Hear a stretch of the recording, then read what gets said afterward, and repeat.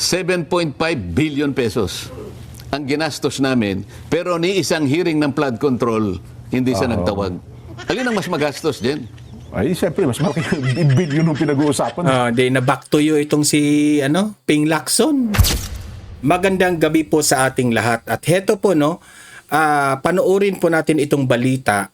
Patungkol po ito sa impeachment trial ni VP Sara. Na yung mga prosecutors, meaning yung mga taga House of Representatives, at itong defense team ni VP Sara ay nagkainitan. Okay? Nagkainitan sila doon sa pre-trial conference. Okay? Yan po ang ating itatalakay ngayong araw na ito. Okay? Ngayong gabi na ito. At pangalawa nating pag-usapan ay heto na nga si Senator Marcoleta nagsalita na patungkol po sa nangyari sa Senado kung saan itong si Senator Joel Villanueva ay nag-over the backward na at may panibago na pong majority. Yan ang ating itatalakay ngayon. Kasi po maganda po ito kasi si Senator Marcoleta po is itatalakay niya ang behind the scene, okay, na nangyari doon sa Senado. Okay, kung ano ba talagang tunay na mga pangyayari doon, bakit nagkaganoon, okay? Pero bago ang lahat, paki-like, paki-share itong ating video. Wala mo nang batian ngayon ito yung kanina Like and share this video para kakalat ito sa taong bayan. At sa mga hindi pa nakasubscribe dito sa Donmar TV, subscribe na po kayo. Okay, heto po panoorin natin itong nagkainitan itong mga prosecutors at itong defense team ni VP Sara. Panoorin natin. Nagkatensyon ang paghaharap ng impeachment prosecutors at defense team ni Vice President Sara Duterte. Giit naman ang dalawang kampo, normal na bahagi ito ng proseso. May express report si Mean Los Baños. Sa unang araw ng pre-trial conference sa impeachment case ni Vice President Sara Duterte, may nagkasagutan na agad. Nagkaroon daw kasi ng ilang argumento ang House prosecutors at defense team. Hindi na ito idinetalye pero sabi ng depensa, normal lang yan at maayos daw ang kanilang working relationship sa prosecution. Ayan stress na si Dilima Stress. Ay nako. Ito yung mga mga kalaban ng mga Duterte na nagre-revenge ngayon. Team. Hindi naman tense, that's usual. That's usual in pre-trial, even in the Buti pa itong si Attorney Powa, kalmadong-kalmado si Attorney Powa. RTC, ganyan yan, no? So, sabi nila normal lang daw yung magkainitan dyan. so Hindi naman yan magkainitan. Mainit lang talaga ang ulo ng mga prosecutors. Kasi panic na sila Stress na sila. Kasi baka lang sinabi ni Bongbong Marcos, gawin niyo na yung trabaho ninyo. Sayang yung maleta na binigay ko. wala naman, it's really nothing out of the ordinary. Idinaan naman ito sa biro ng private prosecutor na si Attorney Lorna Capunan. Yan si Attorney Lorna Capunan. Ang yabang-yabang yan. Nagbibiro siya, hindi naman nakakatawa. Medyo nagkainitan, ma'am. May mga ganong ganap. Hindi, kasi period ko ngayon, mainit ang ulo. May period raw siya, mainit yung ulo niya. Nakakatawa. Corny mo, ma'am, ang corny mo. Isa raw sa mga napag-usapan ang mga iminungkahing kondisyon sa araw ng trial proper.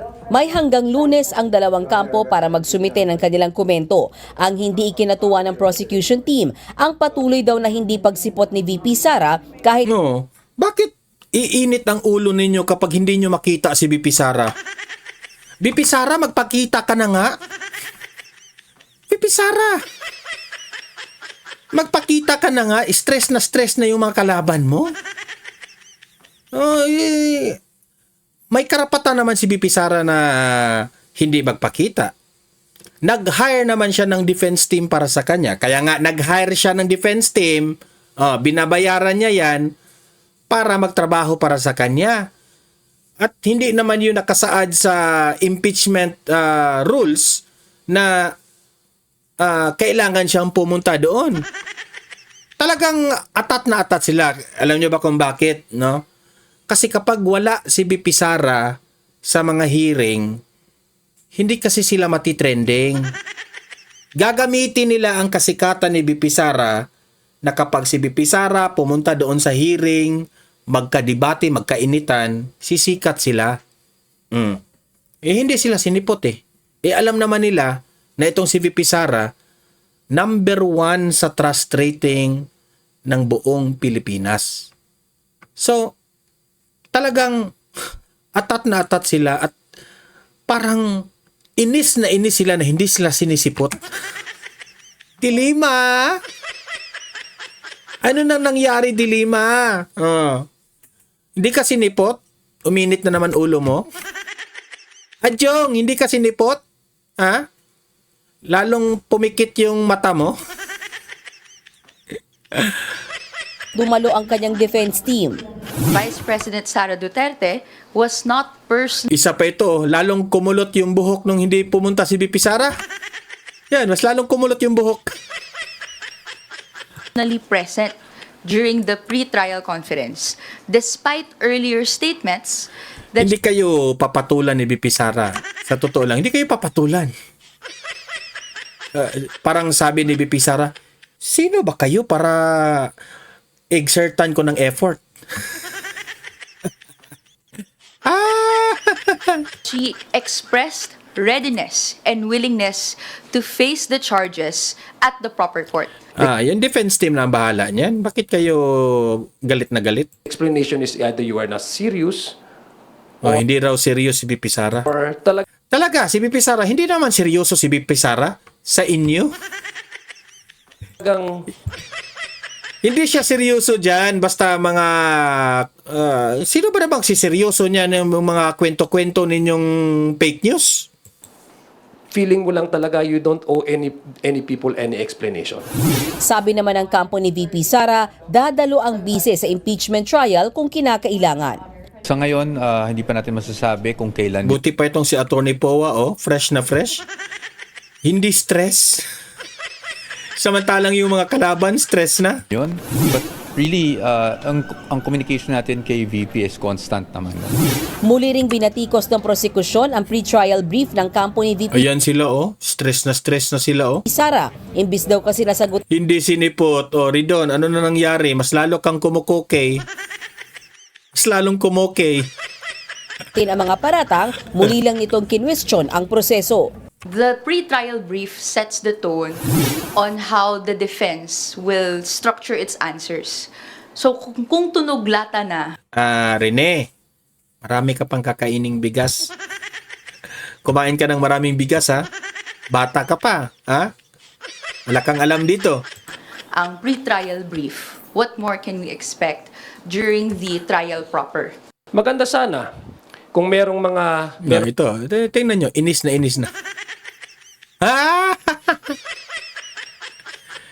Pinagtawanan lang kayo ni BP Sara. silang maipapresenta na mga witnesses na magpapatunay kumbaga na sila si Cocoy Villamin, sila si Mary Grace Piatos, wala doon, hindi natin nakita sa kanilang pre-trial brief. Alam nyo, sa totoo lang, yung mga ginagawa ninyo, madali kayong tumanda niyan. Tingnan nyo si Dilima, ang daling tumanda. Banat dyan ang kampo ng bise, Kung po maintindihan where that is coming from, ay dumating kaming handa and the records will speak for itself. tungkol naman sa ihahalal na presiding officer, may nilinaw dyan si Senate President Win Gatchalian. Uusapan pa yan ng mga senators at under the rules, it's the Senate President who will preside unless the Senate will decide otherwise. Una nang sinabi ni Senator Ping Lacson ang plano na posibleng mahalal bilang presiding officer si Senator Chis Escudero. Hindi naman natapos ang pre-trial conference kaya pagpapatuloy pa ito sa Lunes sa susunod na linggo. Nagbabalita mula sa frontline. So, yan po itong mga prosecutors, itong mga House of Representatives ay naimber na kay BP Sara. Yan po ang update. Si BP Sara po, relax na relax, nagpapagupit, ang ganda-ganda.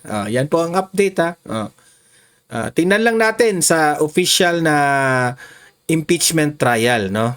Sa hearing, okay? Ito, Dito naman tayo kay Senator Marcoleta. Atin pong pakinggan ang magandang pangyayari, no? Hindi naman magandang pangyayari pala, itong magandang mga mensahe ni Marcoleta, yung mga points niya. Okay, ito panoorin natin, pakinggan natin, magre-react tayo. Mga kababayan, alam kong nabigla kung bakit naging mas maaga ang ating pagpoprograma sa araw na ito, pero kung sino man yung makakahabol, masasabi pa rin nating magandang umaga po, magandang hapon po sa inyong lahat. Opo. At sana'y nasa mabuting kalagayan kayong lahat. Tumutog po kayo sa kabuuan ng ating palatuntunan at mamaya po, mayroon ho kaming mahalagang ipapahayag sa inyo. Ayan. At ito po ay importante na makarating sa lahat ng ating mga kababayan. Ipakishare nyo na po, no? Maaga tayo nagsimula, ipakishare nyo po itong ating Facebook Live, ating YouTube Live, upang nang sa ganun ay malaman nyo po itong ating tatalakayin at sa bandang huli yung mahalagang impormasyon na amin pong babanggitin sa inyo. Samantalahin ko na, hindi na ako magpapaligoy-ligoy pa, no, ha? Unahin po muna natin yung naganap na special session noon pong isang araw na pinatawag po ng Pangulong Bongbong at ang Kongreso po naman, dalawang kapulungan ay tumugon ukol sa bagay na ito. Oo, tama ka, Jen. Ito yung proclamation ng Pangulo na kung saan ay nagtawag siya ng isang special session ng Kongreso. At yun naman ay natupad noong June 17. Araw yata ng Miyerkules ba yun, Jen? Tuesday. Oh, Tuesday, ano? Tama, no? Tuesday. Opo. Oh, Tuesday. Hindi, Miyerkules yata yung actual na special session.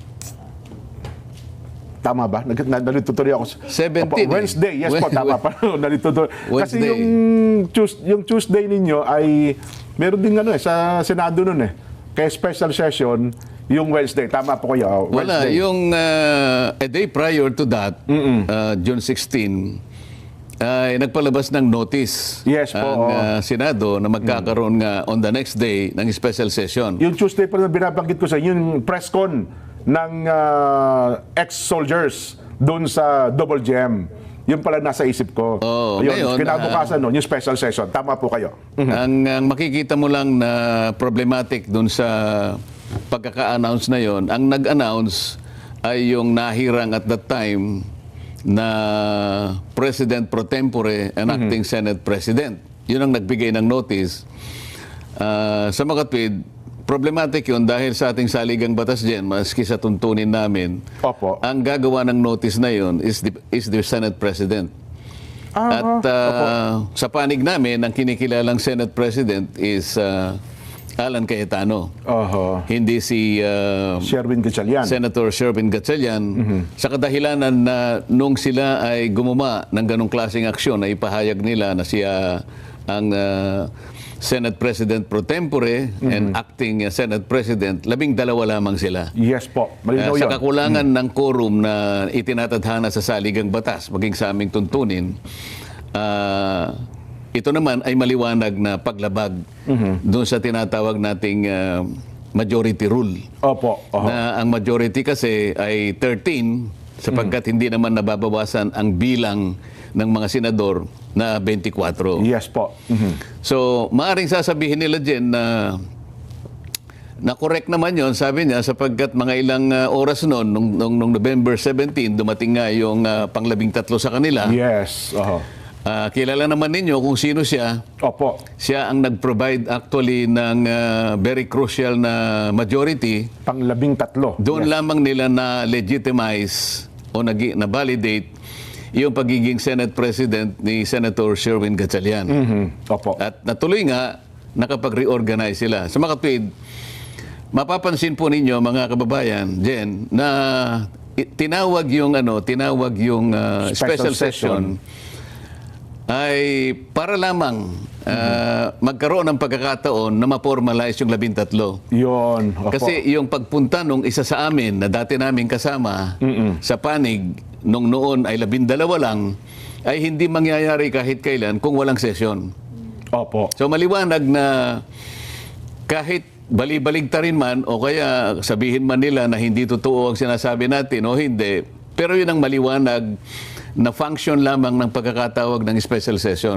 Kasi kung titingnan mo Ano ba ang kahalagahan ng mga batas na i-consider namin on the special session? Yun na nga po. Kasi pag tiningnan mo, ang klase at nature ng mga batas, panukalang batas, wala nga sila dun sa status na advanced stage of legislation. Yes. Yung iba, under interpellation, yung iba, under period of amendments.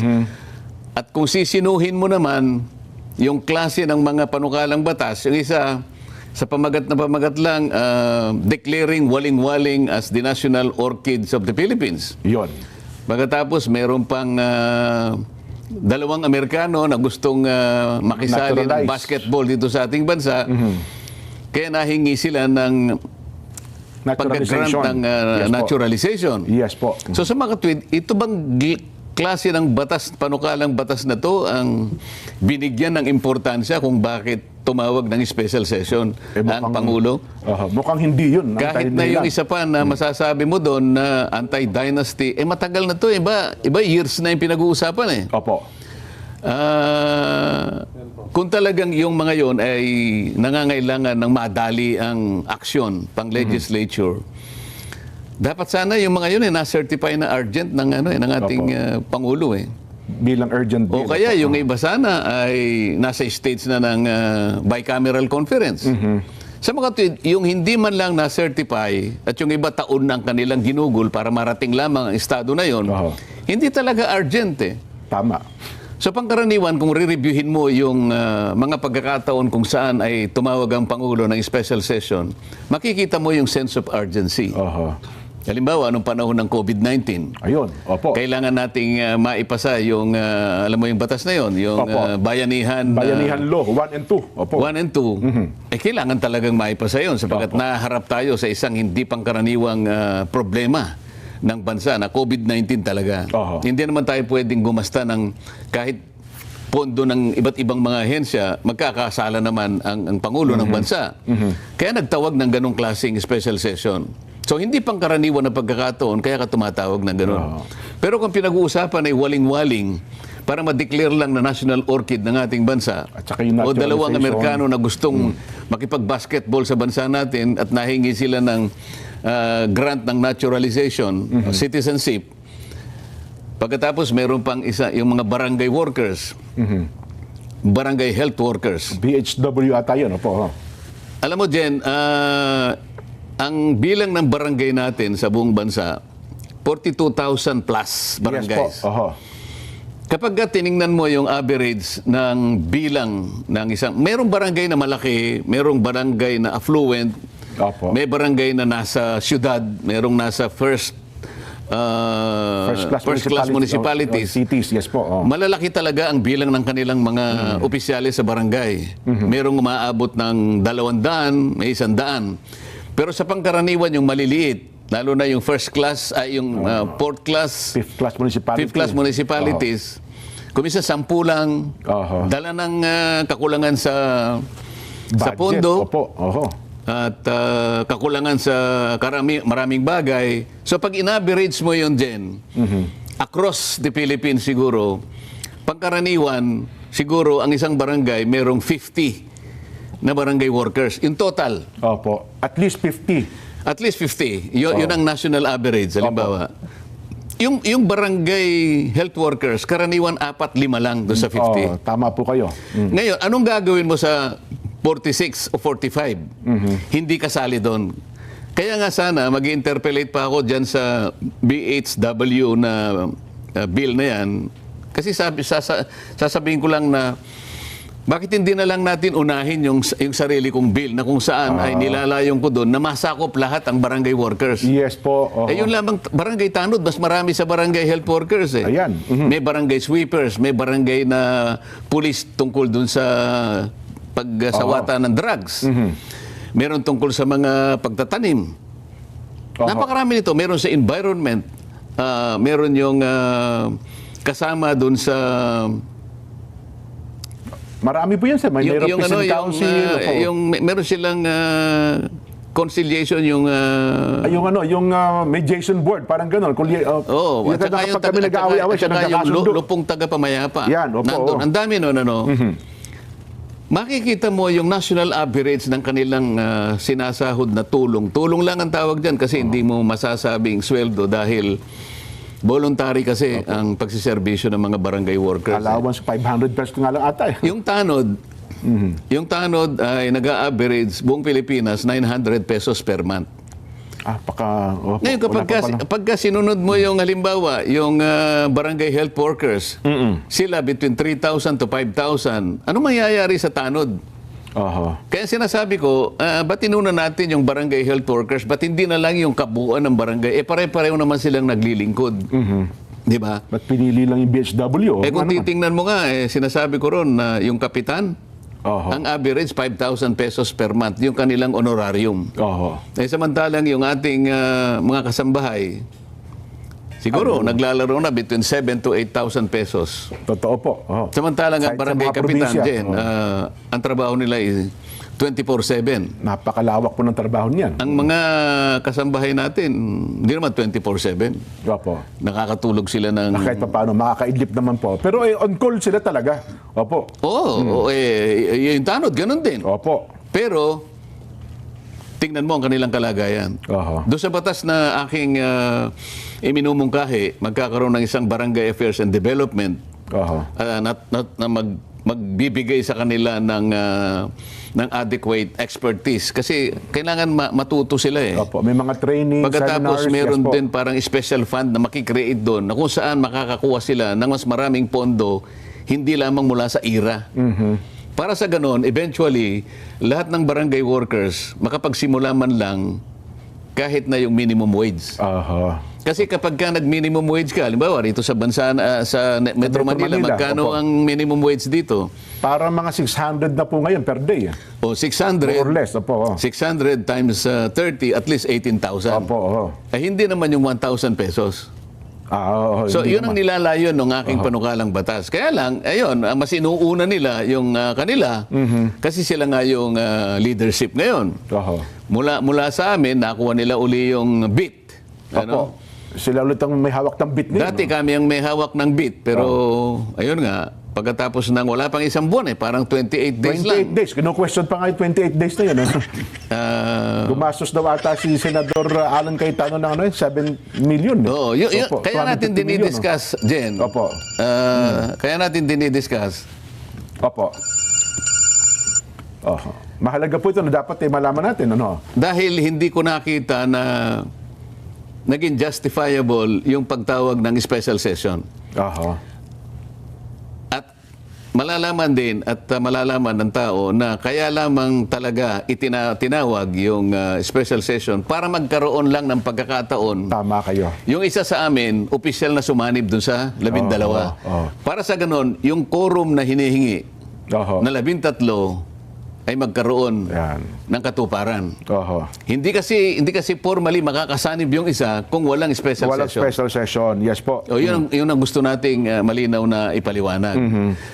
Ngayon, pagkatapos na matupad yung special session, na hindi nga ako nakapunta, nakarating ako yung bandang alauna na sapagkat merong kalakip na convening ng Commission on Appointments, Jen. Nakalagay kasi sa notice ng special session na ikukonvene yung Committee on National Defense. Dahil merong 5. Merong 5 na naiwan na opisyalis ng Armed Forces na hindi na confirm. Yan, nagkaroon din naman ng napakaraming paglabag. Ganun ba? Kasi ang kanilang ipinamamarali dyan, Sen, bago yung araw na yan, may mga ilang senador na nagpa-interview. Awang-awaan niya ako doon sa mga general eh. Mag-retiro na lamang anya, hindi pa namin na-promote. Parang ganun po eh. Ang nangyari. At ito pala, ipinakita nilang naaawa sila. Awang-awa daw po sila, Sen. Pero sino ang may kasalanan? Kasi nung magkaroon siya ng power grab on June 3, kahit 12 lang, pinilit na lang kinuha yung BIT. Yes po. Sabi nga natin, kahit na illegal, kahit na irregular ang pagkakagawa, unconstitutional nga yun eh. Kinakailangan malaman ng tao na para mapalitan mo yung mga opisyales ng Senado, kailangan mo ng majority of all its members. Oho. Ang majority po ay nananatiling 13. So 12 lamang sila, pero nangahas sila na gumawa ng aksyon. Unang-una, pinalitan ang secretary, pinalitan ang sergeant at arms, pinalitan ang president pro tempore, Oho. at yung president pro tempore na hinirang nila ay umakto na Senate President. Ayun. Lahat po ng ito, sa isang araw na ginawa nila ay illegal. Puro illegal ho pala Pagkatapos talaga. noon, sila mismo ay nagpahayag na noon June 3, nagsimula na, nag-announce sila ng sinidye. Aho. Sa mga tweet, Sinidye adjournment. Opo. sinidye adjournment, na-bypass ngayon yung 5. Opo. Sana man lang, bago nila sana kinuha yung beat, Opo. hindi sila nag-announce ng sinidye. Sana yung June 4 o kaya June 5 kung gusto nila, naglagay sila ng isang araw para ma-confirm yung 5. Oho. Kaya pala may tumindig doon na isang senador na talagang pinaninindigan niya na hindi, continuing session po itong ginanap natin. Hindi ito anya bagong pagdinig na ipinatawag daw po, Sen. Alam mo, pwede nilang ipilit yung argumento na yon kahit na pamali. Alam mo kung bakit? Kasi yun lamang ang iniisip nilang kadahilanan para masabi nila na yung less than 1 year Oho. na requirement sa ating batas ay hindi magkabisa. Opo. Dahil sabi niya, continuing lang naman yan kasi yung nakaraang designation is continued on the special session. Yun na nga po. Oo. Eh, sino maniniwala sa'yo, kahit na siguro high school graduate lang dyan, nung sinabi mong sinidye, natapos na yung first regular session. Okay, tapos na yon. Diniklara ko Ang na yun ibig lahat, sabihin opo. na bypass na. Oho. Alam mo, kung babasahin mo, pati saligang batas, na-violate eh. Opo. Kasi Article 7, Section 16 ng ating saligang batas, kapag na-bypass ka, you will need another appointment. Yun, opo. Okay? Kasi na-bypass ka. Nung tinanong ko nga yung isa sa kanila na tumindig na representante nung isang Opo. grupo na constituting 5 of them, sabi ko, alam ninyo yung birthday ninyo, natapos na last month pa, di ba? Kasi Yes po. lahat sila, karamihan sa kanila, nag-birthday May 2026.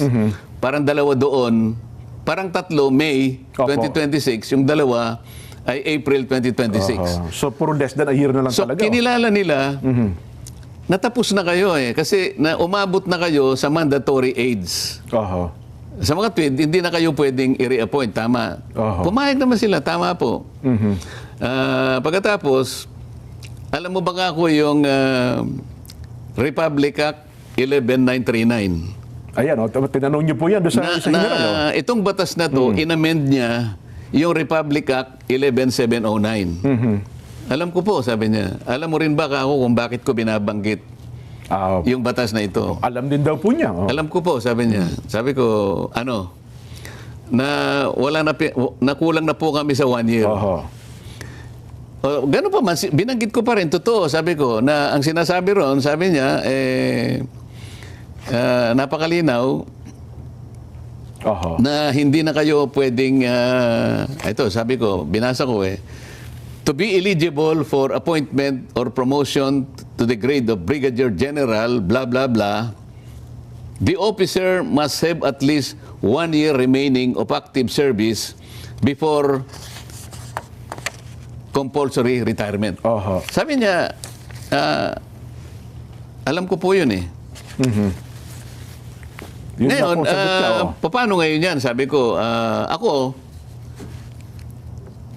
sinasabi ko lang para ma-record na nakakalabag po tayo sa batas na ito dahil pare-pareho na po kayong less than 1 year. Less than 1 year na lang sa serbisyo. Oho. Ngayon, so kinakatwiran nung mga gustong tumayo. Oho.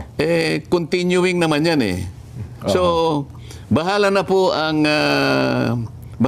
ang korte sa tamang pagkakataon at sa tamang paraan at kung sino po yung magko-question ito, kung tama po yung Yung naging ginawa nila. yung ginawa ng Commission on Appointments. Kasama po ako doon, kaya hindi po pwedeng hindi ko po banggitin yun. Yun. Ayaw ko po na malaman ng sino man na magre-review sa kaganapan ng mga pangyayari sometime in the future merong magku-question ito, Opo. malaman nila na isa sa amin ay tumindig Ayun, para lang pinuntos niyo sabihin po yun. Oho. para lang sabihin ko na meron po tayong nilabag. Oho. Palagi akong ganun, Jen. Magalit na yung gustong magalit. Kasi tayo ay binigyan ng mandato ng ating mga kababayan. Isang Opo. mandato na hindi mo matatawaran. Tiwala na ibinigay sa atin. Yung tiwala na yun, hindi ko pwedeng salaulain. Opo. At baliwalain. Hindi pwedeng Baliwalain. Opo. Basta tama po, kinakailangan nating banggitin. Oho. So kasaysayan na lamang po magpapasya at ang korte sa mga darating na panahon kung paano po nila bibigyan ng pagdidesisyon itong mga bagay na ito. Pero ako, Sen, personally, pinapanood ko kasi yan, lalo na yung tagpo na yon. Napansin ko na bagamat, well, siguro sa loob nila, parang kitang-kita naman na may mali. Pero nahalata ko na parang ipinipilit talaga nila na ma-promote yung mga general na yon. Ano bang dahilan? Bakit kinakailangan nilang i-promote? Yung isa ata sa mga general doon, mukhang merong inihahandang posisyon sa kanya, Sen. May nagsabi nga sa akin, Jen, again, Opo. kung ang sapantaha mo ay tama, araw lang ang makapagpapatunay na maring isa sa kanila ang papalit sa ating Chief of Staff, General Browner. Kasi yun ang kanilang yun ang bali-balita lang. So parang may isa doon na kandidato para maging Chief of Staff ng AFP. Ako naman hindi naman importante sa akin 'yon. Ang importante sa akin ay magawa namin lahat ang aming tungkulin, yung pag-conduct namin ng aming sesyon ay palaging nasa tamang tuntunin. Opo. Kasi isip-isipin mo naman, doon lamang sa kawalan ng reappointment. Ayan, So opo. kinonfirm namin nang walang reappointment na galing sa Pangulo. Sinasabi ng saligang batas, kinakailangan a new reappointment should be there. Hindi nga nangyari yon dahil nga pinipilit nila continuing session. Pagkatapos niwala yung mga completed documents. Bawat isa sa kanila na kumpleto nila yung dokumento. Yung iba yata na kumpleto before their birthday, pero karamihan sa kanila na kumpleto yung documents nila after their birthdays. Ayun, Halimbawa, yung General Peralta yata, May 14 ang birthday niya, na kumpleto niya yung dokumento for purposes of confirmation, May 26. After ng tingnan birthday mo, niya? paano mangyayari yun? Pangalawa, yung notice. Sa tuntunin ng Commission on Appointments, lahat ng miyembro kinakailangan magkaroon ng notification in 5 days. 5-day notice. So, kinakailangan mag-move sila na sinususpinde ang operation ng tuntunin ng Commission on Appointments para lang yung notice ay baliwalain. So, ang tanging kasi po kawawa naman sila wala silang kasalanan. Maaari nga. Sino yung may kasalanan? Yung mga taong hindi nagtalaga ng araw para ma-confirm itong mga taong ito. Sa mga tweet, yung naguhugas kamay sila, ang ginagamit nilang dahilan na nakakaawa yung 5, pero yung pagkakasala nila, ayaw nilang akuin. At parang sinisisi pa sa kampo ninyo, Sen, yung nangyaring na-delay sila. Kasi nga, nagkaroon daw ng walkout. Hindi daw kayo pumasok sa seksyon ng mga nakalipas na araw. May time pa naman dun sino yung nagpanukala na June 3, nag-declare sila na sinidi Sino sa kanila? Hindi ba sila? Ayun. Dapat sana, bago nila ginawa yun, meron sana isang araw for confirmation. Kasi hanggang Friday pa dapat para continuing. Oo nga po. Kasi dapat hanggang Friday pa po yun, di ba? Hanggang Friday yun. Yung Webes man lang, kinonfirma namin, continuing session. Hindi dapat na nagtawag ng special session na kahit kailan, hindi pwedeng i-connect doon. The special session is distinct and separate from the last session, which ended June 3 by virtue of the Sinidie adjournment. Sa mga nakakaintindi, so talagang kitang-kita dito, Sen, na pilit na pilit talaga yung ginawa nilang yun yung sinasabi natin, palagi nating sinasabi din, at hindi tayo lalabas sa katwiran, sa tuntunin at sa mga batas na umiiral. Yun lang ang aking inilalaban sa lahat ng pagkakataon. Hindi ako nagsasalita ng hindi katwiran at hindi nakasalig at nakabatay sa mga batas. Nung sinabi ko na kasi naman kayo andyan sa panig ninyo yung promotor ng Bendalo. So hanggang ngayon puro Bendalo ang nangyayari. Puro pamimilipit sa batas eh. Tapos nung makalipas ang ilang parang matapos yun siya parang ang dating ipinilalabas pa nila sa media at social media na para bagang kontrabida kayo. Kayo kasi kinokontra nyo raw yung confirmation ng 5. Hindi ako kontra ron. Kung talagang wala silang kasalanan, alam ko rin na maaaring wala silang kasalanan. Yun, opo. Maliban lang doon sa pagkukulang nila na mag-submit ng dokumento kasi sa kanila dapat yun eh. Sa kanila manggagaling. Ang initiative ng manggagaling sa kanila, May 14 halimbawa ang birthday mo, dapat sana before that, nakumpleto mo na para ganap kang walang kasalanan. Di ba?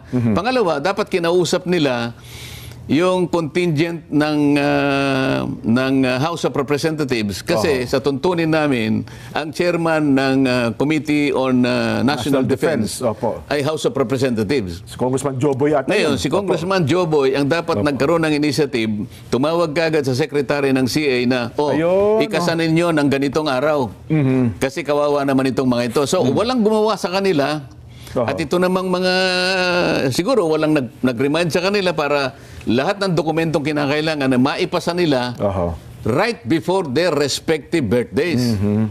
Kaya pala nung hinahanapan nyo ng paliwanag, walang makapagpaliwanag nung tinatanong nyo po sila, pati yung sekretary. Sinasabi ko na lang, huwag na kayo makipag-argumento kasi sabi ko, hindi naman ako nag-o-object. Baka kala nyo, nag-o-object ako. Sinasabi ko lang ang concern na ito para lang ma-record na meron tayong lalabagin na batas. Para sa ganun, kung re-reviewin ito sa mga susunod na panahon, isa ang tumayo para sabihin tama siya. Di ba? At yun po, Sen, binibigyan din natin sa palatuntunan ito, ang tinitindigan natin dito, batas lang. Kaya parang doon sa pagpapaliwanag niyo po sabi niyo, dalawang ulit yung sinabi. Ang akin po dito, batas ay batas. Di ba? Law is the law. Yun po dapat na masunod. Ang batas ay batas Paano mo? Hindi ba sinasabi nga natin, the law may be harsh, but it is the law. Yan. Meron pang counterpart na Latin yan, di ba? Box, Nakalimutan mo na. Box populi, box de. Hindi, yung Duralex Sedlex. Duralex Sedlex. Duralex Sedlex. Yes po. Masyadong mabigat. Pero yun ang batas. Wala tayong magagawa. Hindi natin pwedeng baluktutin yun. Yes po. Tapos nabanggit mo kanina na yun daw pamumuno ni SP Alan na 28 days ay gumasta ng 700 million. 720 million daw in 28 days 700 million in 20. Yan ang banat ni Ping Lacson, no? Binanata niya si SP Cayetano. 28 days. Parang panahon pa ng parang anarchy.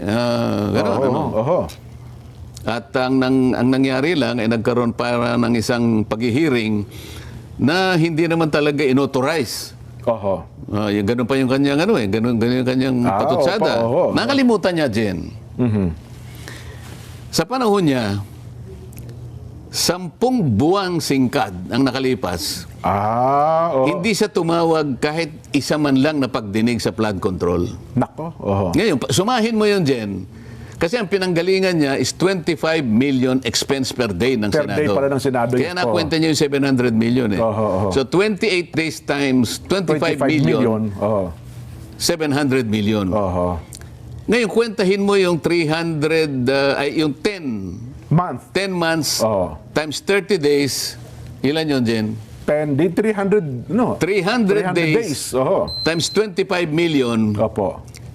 7.5 billion pesos ang ginastos namin, pero ni isang hearing ng flood control, hindi siya nagtawag. Alin ang mas magastos din? Ay, siyempre, mas malaki billion yung pinag-uusapan. Na back to you itong si Ping Lacson. Back to you. 10 buwang singkad din. Okay? 7.5 billion pesos ni isang pagdinig, wala siyang ginawa. Baka maging punto nyo, teka lang, ano lang naman ako sa Blue Ribbon Committee, hindi naman ito niyang kabuuan ng Senado. Yan ang problema mo, Ping Lacson. Diba? Insecure ka kasi dito ni na Marcoleta at ni Cayetano. Sabihin mo pa na 700 million ang nasayang na pera sa pamumuno ni Senator Alan. Paano na yung flood control na Blue Ribbon mo? May nakuha ka bang mastermind doon? May naitulong ba yun sa bansa na trilyon yung ninakaw na pera sa kaba ng bayan? May naitulong ba yun? Siyempre. Every hearing sa Blue Ribbon Committee na useless, mas malaki pa yun. Tapos hindi ka nakatulong. Napatawag mo ba si Saldico? Napatawag mo ba si Martin Romualdez? Si Sandro Marcos? Wala. Wala kang bayag. Tapos kung makalait ka ni Senator Cayetano, wagas, 'di ba? Kayo mga audience ko dito sa Donmar TV, no, mag-comment po kayo, mag-react po kayo anong masasabi nyo dito sa issue na ito, no, sa sinabi po ni Senator Marcoleta, at babasahin natin ang inyong opinion sa comment section, okay? Paki-like, paki-share sa mga nanonood, sa mga hindi pa nakasubscribe, subscribe na po kayo. See you in my next video. Have a great day, have a great night. God bless po sa ating lahat. Mabuhay ang Pilipinas and God save the Philippines. Bye-bye.